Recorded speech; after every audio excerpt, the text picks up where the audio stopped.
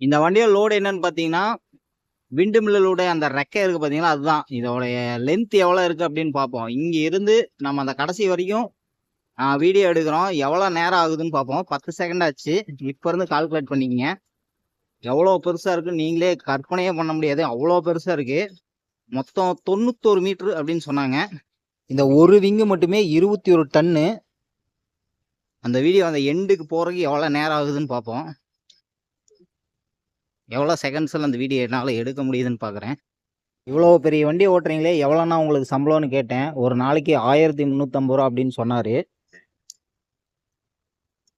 இது வந்து பார்த்தீங்கன்னா ஃப்ரண்ட்ல ஆக்சஸ் பண்ணுற மாதிரி பேக்லேயே வந்து ஆக்சஸ் பண்ணுவாங்க.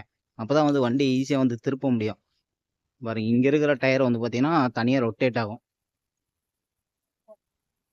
அது எப்படி கிளாம்ப் ஆயிருக்குன்ட்டு தெரியுதுங்களா?